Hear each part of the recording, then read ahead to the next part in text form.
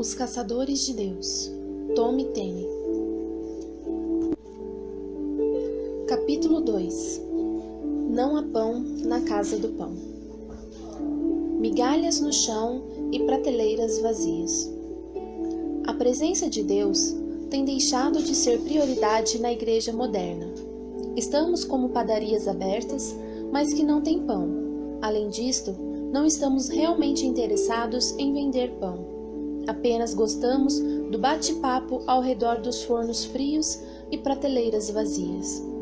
Na verdade, fico imaginando, será que ao menos sabemos se o Senhor está aqui ou não? E se está, o que Ele está fazendo? Onde Ele está indo? Ou será que estamos preocupados demais em varrer as migalhas imaginárias das padarias sem pão?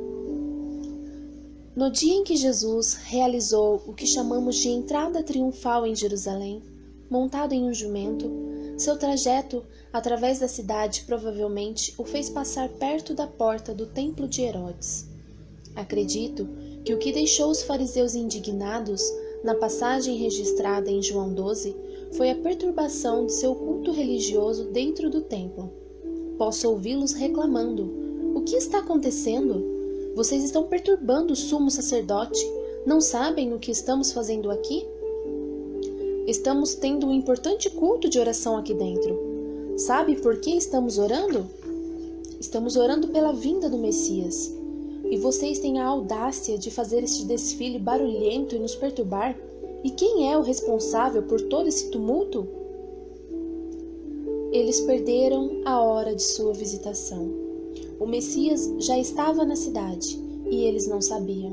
O Messias passou em sua porta enquanto estavam lá dentro orando para que ele viesse. O problema era que ele não veio da forma esperada. Eles não o reconheceram. Se Jesus estivesse em um cavalo branco ou em uma carruagem real com soldados à sua frente, os fariseus e os sacerdotes teriam dito: "Deve ser ele." Infelizmente, eles estavam mais interessados em ver o Messias derrubar o jugo do Império Romano do que o jugo espiritual que se transformara em uma praga entre seu povo. Deus está pronto para se manifestar, mesmo que precise se desviar de nossas igrejas, para manifestar-se em bares. Seríamos sábios em lembrar que ele já fez isso antes, ao se desviar da elite religiosa para jantar com pobres, profanos e as prostitutas. A Igreja do Ocidente, e a Igreja Americana em particular, tem exportado seus programas sobre Deus para o mundo inteiro, mas é hora de aprender que tais programas não significam avanço espiritual. O que precisamos é da presença de Deus. Precisamos tê-la, não importa o que aconteça, de onde venha ou quanto custe. E o Senhor quer vir, mas do seu jeito, não do nosso. Até que ele venha, a ausência de maravilhas vai assombrar a igreja. Podemos estar aqui dentro orando para que o Senhor venha enquanto ele passa lá fora. Pior que isto, os que estão aqui o perdem enquanto os que estão do lado de fora marcham com ele. O pão é escasso em tempos de fome. Nos dias em que julgavam os juízes, houve fome na terra, e um homem de Belém de Judá saiu a habitar na terra de Moabe com sua mulher e seus 2 filhos. Este homem se chamava Elimeleque, e sua mulher Noemi. Os filhos se chamavam Malom e Quilion, efrateus de Belém de Judá. Vieram à terra de Moabe e ficaram ali.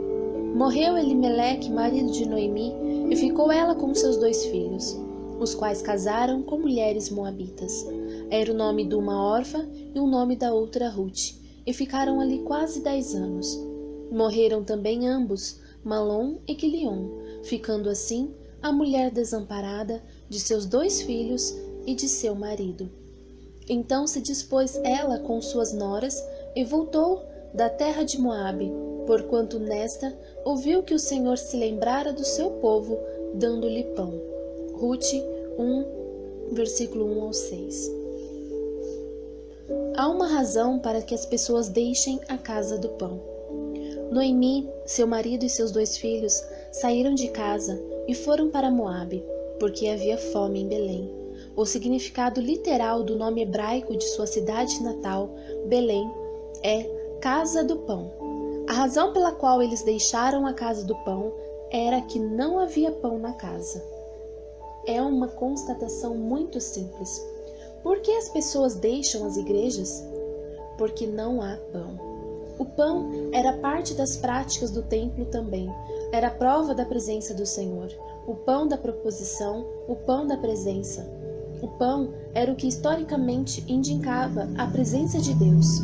No Antigo Testamento, o pão da proposição estava no santo lugar.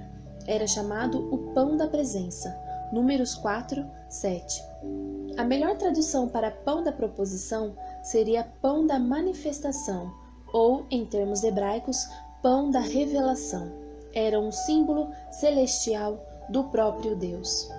Noemi e sua família têm alguma coisa em comum com as pessoas que deixam ou evitam as nossas igrejas nos dias de hoje. Eles deixaram o lugar onde estavam e procuraram outro onde pudessem encontrar pão.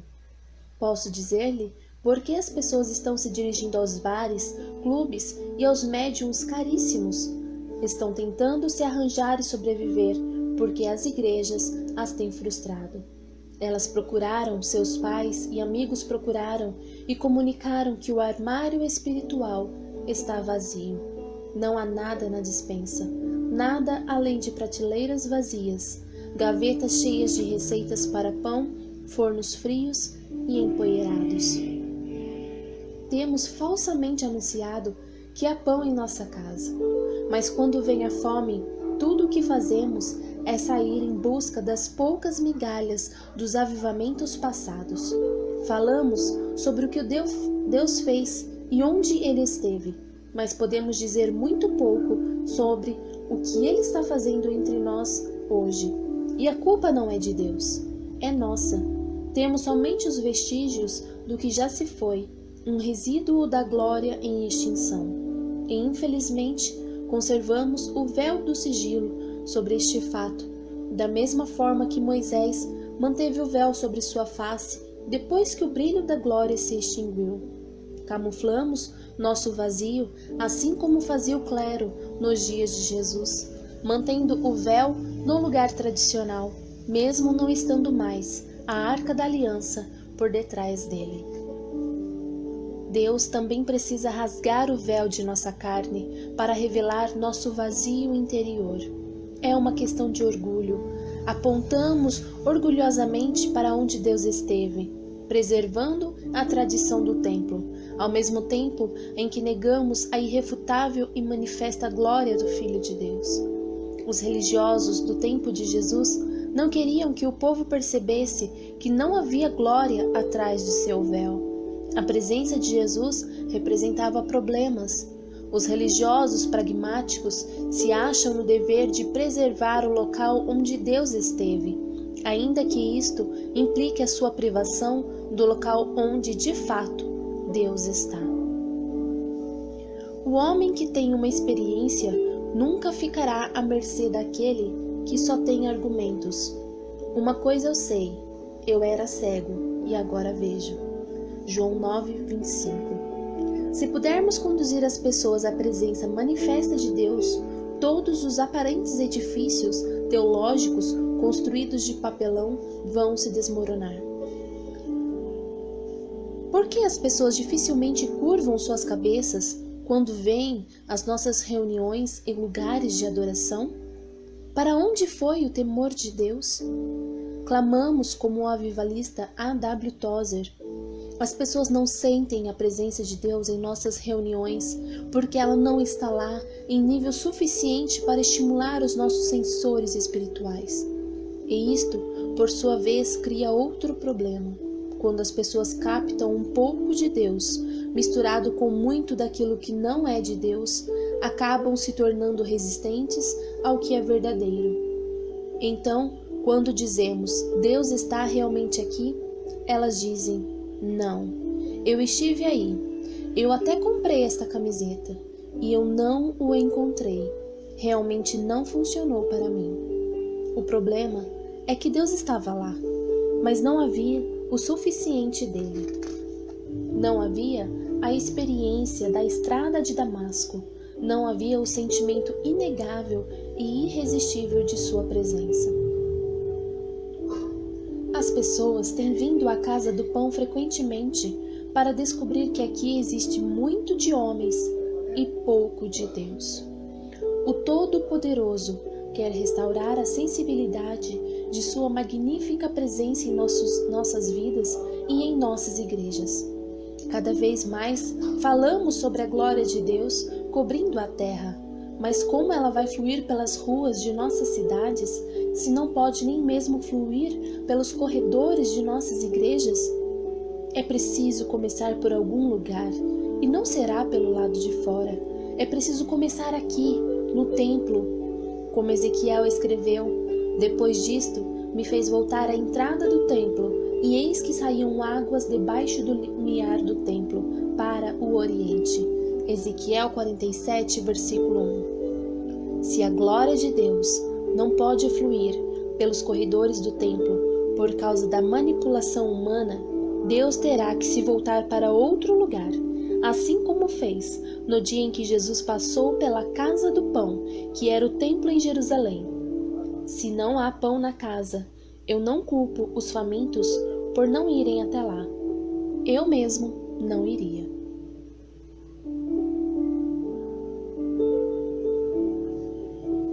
Um rumor chega até Moabe.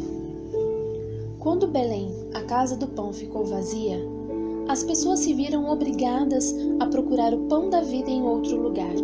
O dilema que elas enfrentaram é que as alternativas do mundo podem ser mortais. Como Noemi estava prestes a descobrir, Moabe é um lugar cruel.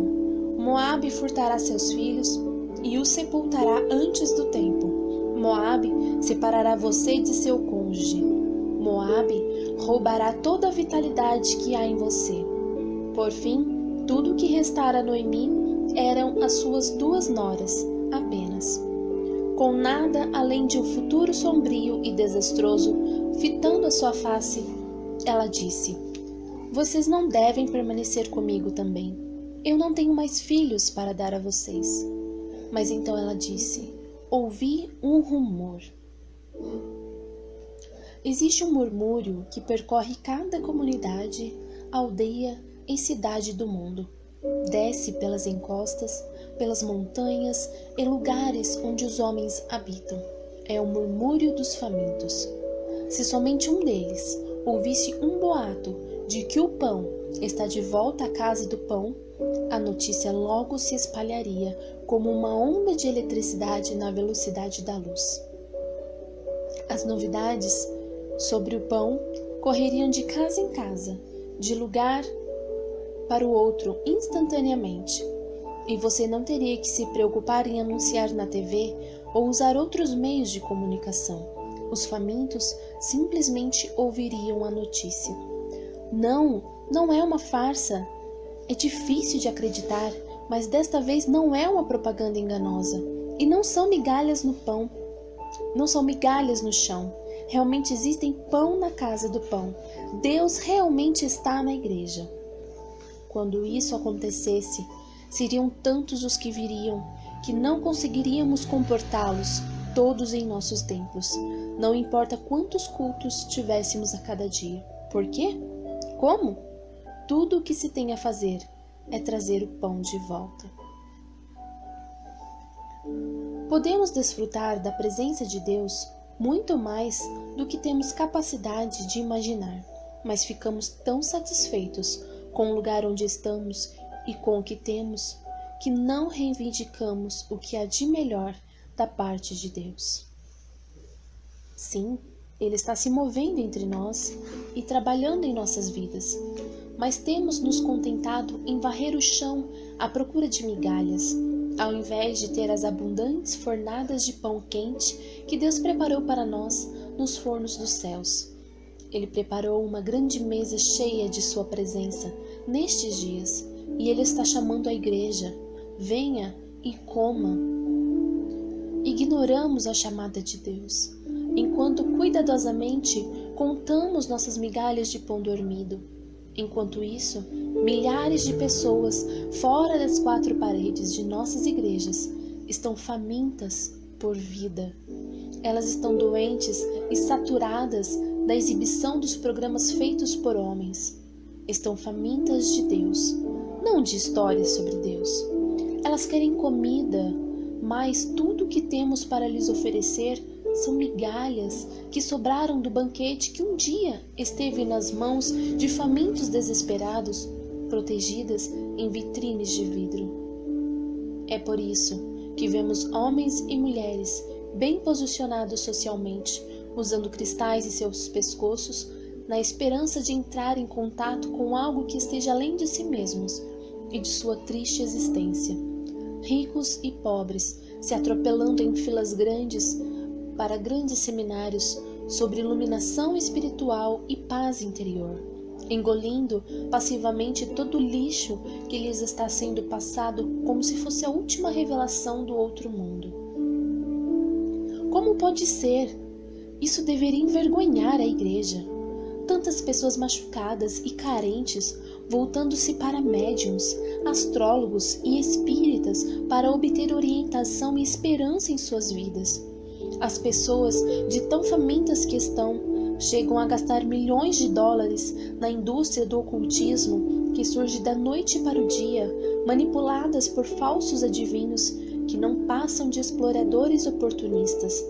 Até mesmo os verdadeiros médiuns ou guias que tradicionalmente exploram o mundo de espíritos satânicos são raros neste grupo. O desespero é tanto que elas aceitam as orientações desses negociantes como se fossem uma visão espiritual. Ah, as profundezas da fome espiritual no mundo. Só existe uma razão para que as pessoas estejam tão ansiosas por um contato com algo misterioso, oculto, aceitando até falsificações.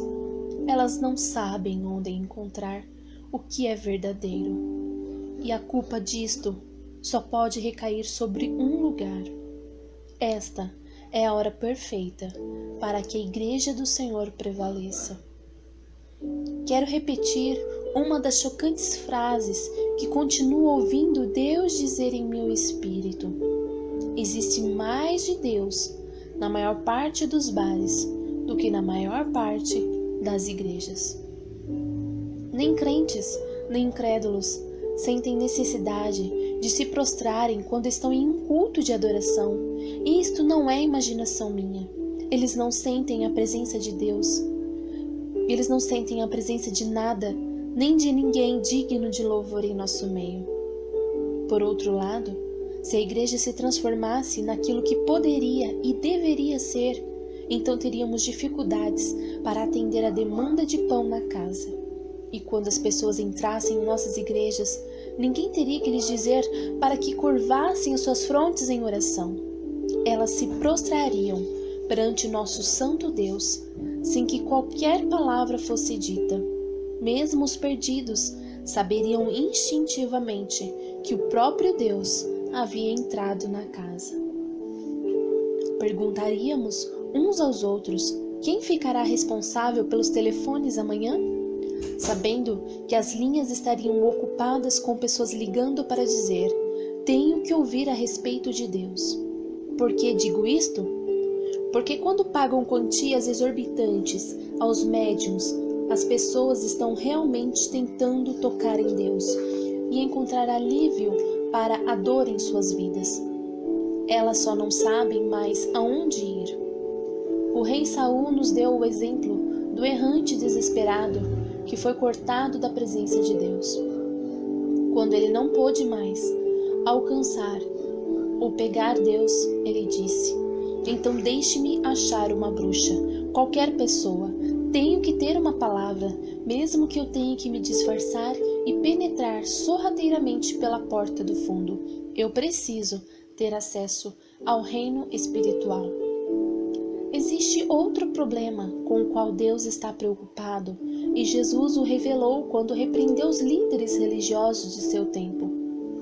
Ai de vós, escribas e fariseus hipócritas, porque fechais o reino dos céus diante dos homens, pois vós não entrais, nem deixais entrar o que estão entrando. Mateus 23, versículo 13. Já é terrível quando você mesmo se recusa a ir, mas Deus fica incomodado quando você para na porta e impede que outros entrem. Através da nossa ignorância espiritual e a nossa falta de apetite, estamos parados na porta barrando os que estão realmente famintos e perdidos. Temos falado que há pão, quando na verdade só existem migalhas de pão dormido. Isto tem deixado gerações famintas, desabrigadas e sem outra alternativa, a não ser partir para Moabe. E o preço cobrado em Moabe é muito caro. Lá, as pessoas pagam com seus casamentos, seus filhos e suas vidas. Agora, existem rumores de que há pão novamente na casa de Deus. Esta geração, assim como Ruth, que retrata os perdidos, está prestes a acompanhar Noemi, um retrato dos pródigos, dizendo: se você ouviu que realmente há pão lá, então eu irei com você. Onde quer que vá, eu irei. Seu povo será o meu povo, e o seu Deus será o meu Deus. Ruth, capítulo 1, versículo 16. Se realmente existe pão, a reputação de Belém, a casa do pão, estava tão prejudicada que Orfa não foi. Quantos, como ela, não vão porque a propaganda da igreja esgota suas energias? Sabe quando é que as pessoas se integrarão rapidamente à igreja local? No momento em que provarem o pão da presença de Deus. Quando Ruth ouviu que o pão estava de volta em Belém, ela se levantou de sua tristeza para ir à casa do pão. O que aconteceu com o pão? A placa ainda está lá. Ainda levamos as pessoas às nossas igrejas e mostramos a ela os fornos onde costumávamos assar o pão. Os fornos ainda estão no lugar e tudo mais, mas o que encontramos são migalhas da última visitação e da última grande onda de avivamento sobre a qual nossos antecessores nos contaram. Agora nos limitamos a ser meros pesquisadores daquilo que esperamos experimentar um dia. Estou constantemente lendo sobre avivamento. Um dia desses, Deus me assegurou: filho, você está lendo sobre isto porque não teve ainda uma experiência para escrever. Eu estou cansado de ler sobre as últimas visitações de Deus. Eu quero que Deus se manifeste em algum lugar da minha existência, para que no futuro os meus filhos possam dizer: estivemos lá, nós sabemos, é verdade. Deus não tem netos. Cada geração deve experimentar sua presença. O conhecimento não deveria tomar o lugar da experiência. Duas coisas acontecem quando o pão da presença de Deus é restaurado na igreja. Noemi foi a pródiga que deixou a casa do pão quando a mesa ficou vazia. Entretanto, quando ouviu que Deus havia restaurado o pão em Belém, a casa do pão rapidamente retornou. Os pródigos voltarão de Moabe quando souberem que o pão está de volta em casa e não virão sozinhos. Noemi voltou à casa do pão acompanhada de Ruth, que nunca havia estado lá antes. Aqueles que nunca vieram, virão. Como resultado, Ruth tornou-se integrante da linhagem messiânica de Jesus, quando ela se casou com Boaz e lhe deu um filho chamado Obed, que foi o pai de Jessé, o pai de Davi. A futura realeza conta com as nossas ações que serão desencadeadas por causa da fome de pão. O avivamento, tal como o conhecemos agora, é simplesmente a reciclagem dos salvos para que permaneçam acesos. Mas a próxima onda de avivamento verdadeiro trará os perdidos para a casa do pão. Pessoas que nunca adentraram as portas de uma igreja na vida, quando ouvirem que realmente há pão na casa, virão correndo atrás do cheiro de pão quente dos fornos dos céus. Estamos frequentemente tão saciados e satisfeitos com outras coisas e insistimos em nos contentar com migalhas de pão dormido. Estamos felizes com nossa música do jeito que é. Estamos felizes com nossas reuniões de restauração. Já é hora de termos o que costumo chamar de insatisfação divina. Eu não estou feliz. Será que eu posso dizer isto e não ser julgado? Quero dizer com isto que, embora eu tenha participado do que alguns chamariam de avivamento, eu ainda não estou feliz. Por quê? Porque eu sei o que mais pode acontecer. Eu posso pegar Deus. Sei que existe muito mais do que temos visto ou esperado, e isso tem se transformado em uma santa obsessão para mim. Eu quero Deus, eu quero mais dele. O plano satânico consiste em nos manter tão cheios de lixo que não tenhamos fome de Deus. E isso tem funcionado muito bem por séculos. O inimigo tem nos feito acostumar a sobreviver em uma prosperidade terrena, porém em uma mendigância espiritual. Dessa forma, basta uma migalha da presença de Deus para que nós demos por satisfeitos. Mas existem aqueles que não se contentam mais com migalhas. Querem Deus e nada mais. Falsificações não lhes satisfazem ou interessam, querem o pão verdadeiro. A maior parte, entretanto, mantém suas vidas tão tomadas de sobras para a alma e banquetes para a carne, que não sabem o que é estar realmente faminto. Você já viu pessoas famintas? Quero dizer, pessoas realmente famintas? Se pudesse vir comigo em uma viagem à Etiópia ou a outra localidade assolada pela fome, veria o que acontece quando sacos de arroz são colocados no meio de pessoas realmente famintas. Elas aparecem de todos os lugares em questão de segundos. Muitos de nós comemos antes de irmos para o culto. Por isso, quando vemos o pão sobre o altar, não nos sentimos estimulados.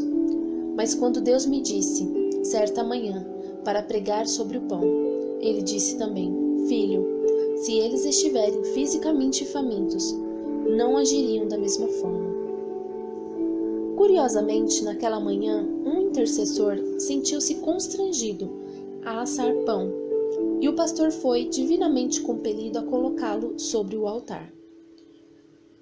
Nasceu naquele dia uma fome pelo pão da presença de Deus, estimulada pelos céus.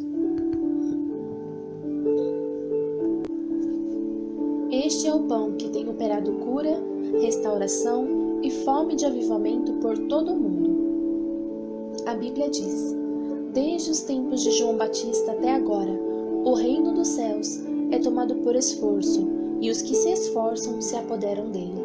Mateus 11, 12. Isso não soa, de alguma maneira, como uma descrição nossa? Tornamo-nos tão inertes na igreja que temos nosso próprio manual de ações politicamente corretas e de regras de etiqueta, porque não queremos nos parecer radicais demais. Alinhamos as cadeiras em fileiras muito bem arranjadas e esperamos que os nossos cultos sejam igualmente lineares e previsíveis. Precisamos ficar desesperadamente famintos por Deus e literalmente nos esquecermos das boas maneiras. A aparente diferença entre um louvor litúrgico e um louvor carismático é que o programa de um é impresso e o outro memorizado. Geralmente já sabem quando Deus vai falar. Todas as pessoas do Novo Testamento que esqueceram suas boas maneiras receberam algo de Deus. Eu não estou falando da indelicadeza propriamente dita, mas da indelicadeza que brota do desespero. Você se lembra quando daquela mulher atormentada por uma hemorragia incurável que com dificuldade abriu caminho em meio à multidão para tocar a orla das vestes do Senhor? E quanto à impertinente mulher cananeia que não parava de implorar que Jesus libertasse sua filha endemoniada, em Mateus 15, 22, 28? Embora Jesus a tenha humilhado dizendo, não é bom tomar o pão dos filhos e lançá-lo aos cachorrinhos, Mateus 15, 26. ela persistiu. Ela foi tão indelicada, tão incômoda, ou simplesmente tão desesperadamente faminta por pão, que replicou: Sim, Senhor. Porém os cachorrinhos comem das migalhas que caem da mesa de seus donos. Mateus 15, 27.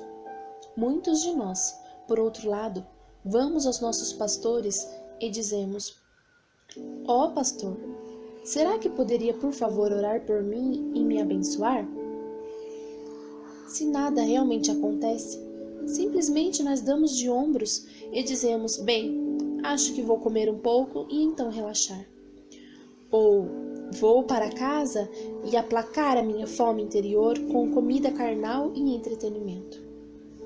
Para ser honesto, espero que Deus incomode homens e mulheres em sua igreja e os torne tão obcecados com o pão da sua presença, de forma que não parem mais. E quando isto acontecer, não vão querer somente o por favor me abençoe. Vão querer a manifestação da presença de Deus.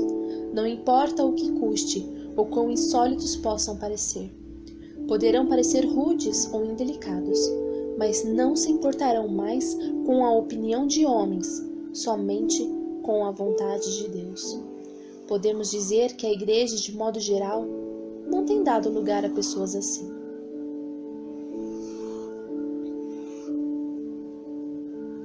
Um dos primeiros passos para o avivamento real é reconhecer que você está em estado de decadência.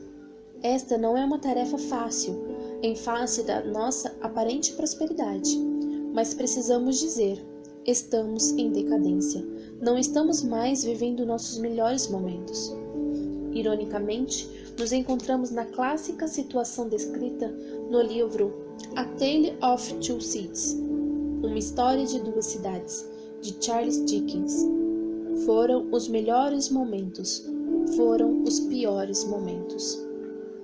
Em termos econômicos, talvez sejam estes os melhores momentos, mas como um todo, a igreja não está se movendo sobre uma onda de prosperidade espiritual.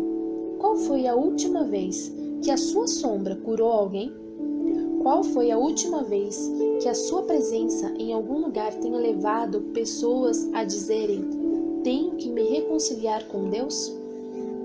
Onde estão os futuros Finney's e Inglesworths, homens que incendiaram sua geração através do poder do Espírito Santo? Maravilhas provenientes de Deus faziam parte do cotidiano deles. Conheço um pastor na Etiópia que certa feita estava ministrando um culto quando homens do governo comunista o interromperam, dizendo: estamos aqui para acabar com esta igreja. Eles já tinham tentado de tudo sem sucesso. Então naquele dia agarraram a filha de 3 anos do pastor e a arremessaram pela janela do templo à vista de todos que estavam presentes ali. Os comunistas pensaram que esta violência acabaria com aquela igreja. Mas a esposa do pastor desceu, colocou seu bebê morto nos braços, retornou ao seu lugar na primeira fila e a adoração continuou.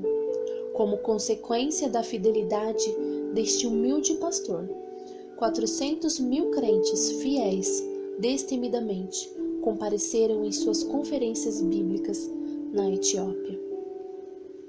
Certa vez, meu pai, líder nacional de uma denominação pentecostal nos Estados Unidos, estava conversando com este pastor. Meu pai sabia que ele morava em meio a uma horrível miséria na Etiópia e cometeu o erro de tentar mostrar um pouco do que ele pensava ser consideração. Ele disse a esse pastor etíope: irmão, temos orado por vocês por causa dessa sua pobreza. E este humilde homem voltou-se para o meu pai e disse: não, você não compreende. Nós é que temos orado por vocês por causa dessa sua prosperidade. Meu pai ficou confuso, mas o pastor etíope explicou: nós oramos pelos americanos porque é muito mais difícil para vocês estarem onde Deus quer, em meio à prosperidade, do que para nós, em meio à pobreza. a maior artimanha que o inimigo tem usado para roubar a vitalidade da igreja é acenar-lhe com a bandeirinha da prosperidade. Eu não sou contra a prosperidade. Seja tão próspero quanto você deseja, mas busque a Deus ao invés de buscar a prosperidade. Veja bem, é muito fácil começar buscando a Deus e desviar para outra coisa. Não seja assim. Seja um caçador de Deus e ponto final.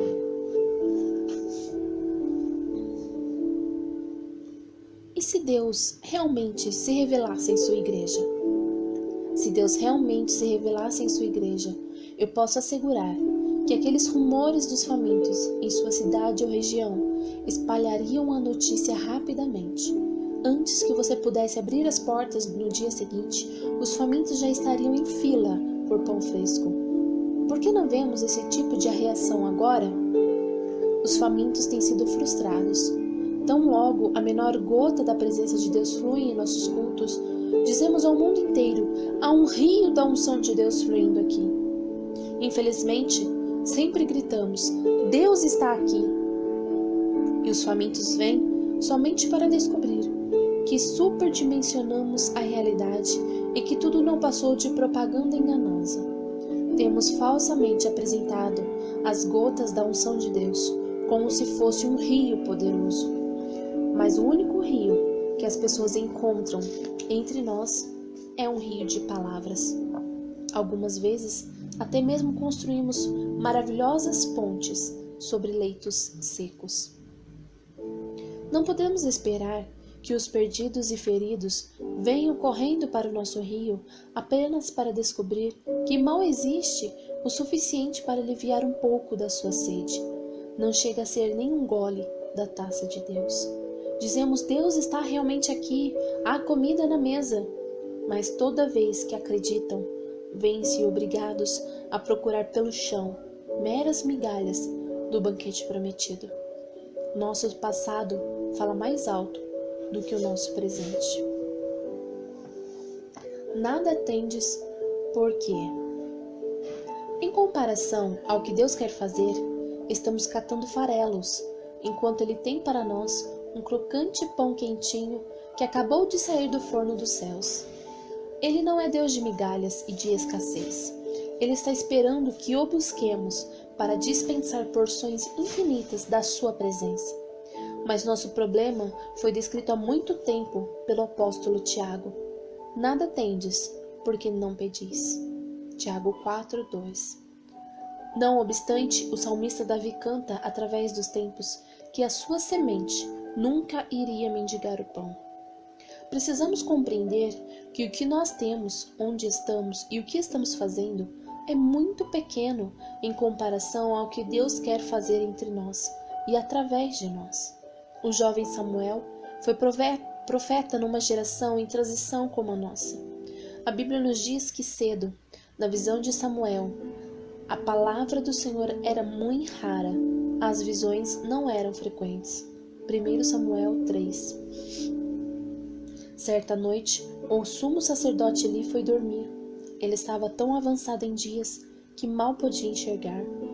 Parte do problema na igreja histórica é que a nossa visão tem ficado embaçada e não podemos ver como deveríamos.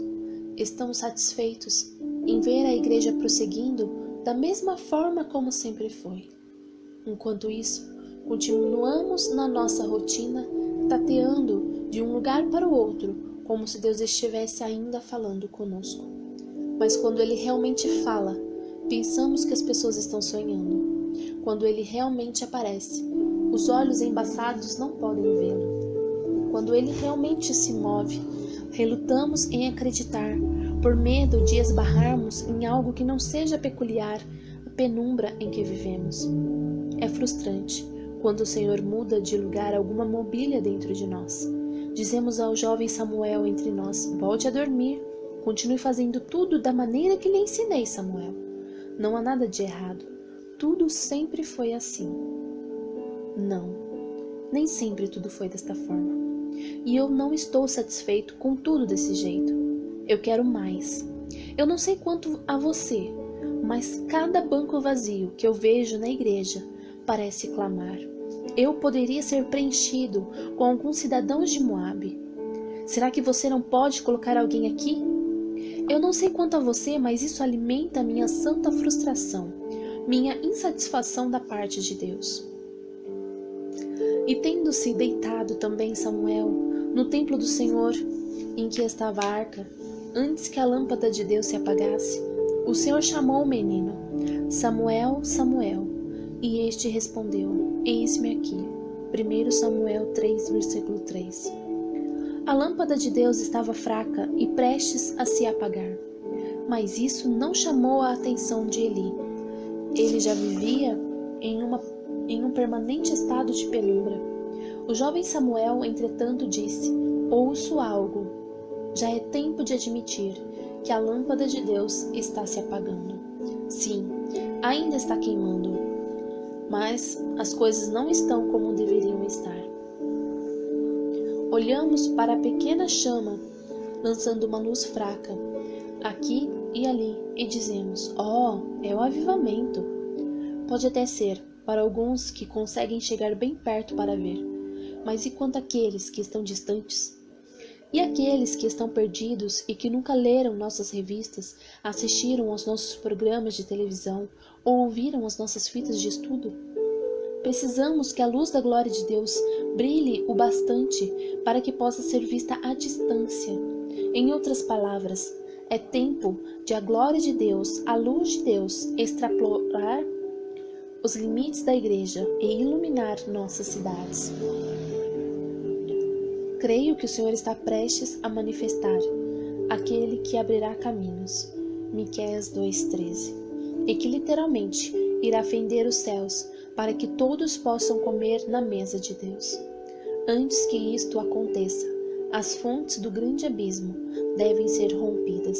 Já é tempo de alguma igreja em algum lugar parar de tentar ser politicamente correta e abrir os céus para que o maná possa cair e alimentar a fome espiritual da cidade. Já é hora de fendermos os céus e aliviar a agonia dos que estão famintos, para que a glória de Deus comece a brilhar em nossa cidade. Mas a verdade é que não podemos ver nem mesmo uma simples gota fluir pelos corredores das nossas igrejas, muito menos a glória de Deus fluir pelas ruas, e isto porque não estamos realmente famintos. Nós estamos como os crentes da igreja de Laodiceia. Apocalipse 3,17. Satisfeitos e contentes. Pai, eu oro para que o Espírito incomode os nossos corações e nos transforme em guerreiros da adoração. Eu oro para que não paremos até que vejamos uma rachadura nos céus e eles se abram. Nossas cidades e nossas nações precisam do Senhor. Nós precisamos do Senhor. Estamos cansados de procurar migalhas no chão. Mande-nos pão quente dos céus. Mande-nos o maná da tua presença.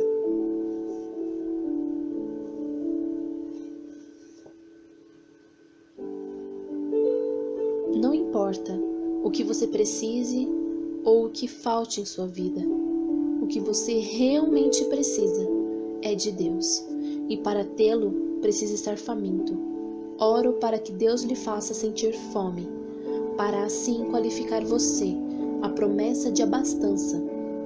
Jesus disse: Bem-aventurado os que têm fome e sede de justiça, pois eles serão saciados. Mateus 5:6. Se pudermos ficar famintos, então Ele poderá nos santificar. Ele colocará os pedaços de nossa vida no lugar, mas a nossa fome é a chave de tudo. Então, quando você se encontrar procurando migalhas no chão, na casa do pão, ore: Senhor, desperta em mim uma fome incontrolável.